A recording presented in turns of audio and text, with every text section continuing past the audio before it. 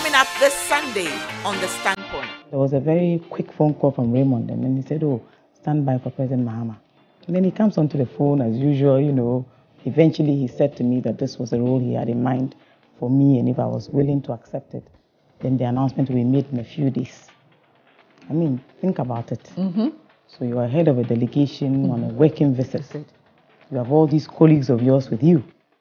Immediately the announcement came up. A few days later, I come out of my hotel room and there's a new vehicle and there's a driver. And I'm thinking, oh, no, you know, the president has just found out that you've been nominated as a deputy minister. So they can't allow you to Everything changed. Suddenly everything changed. I mean, immediately. And then they had to think about moving me to another hotel. And then, you know, I'd come out in the morning, I'd meet my colleagues, and they can't even sit in the car with me anymore. Oh, Lord. And I mean, these are people I have lunch with, I have breakfast with them. I mean, it was a totally different experience. But yes, I had no options. Were you prepared for it? I don't even know if I even thought about preparedness. How are you managing the triplets with your busy schedule?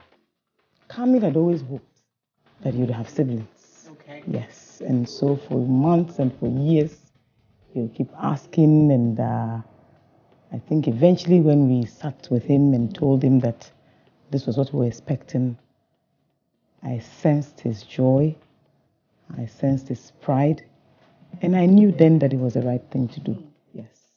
When you told your boss that you have triplets, what was his first comment? I mean, he was totally shocked. Because I know he has a very good sense of, that's former President John Mahama, he has a very good sense of humor. And you know, for months, even for years, it was a conversation I'd actually been having with his wife until Odina. Yeah. Yes, but he had no clue. No, none at all. He was totally in the dark.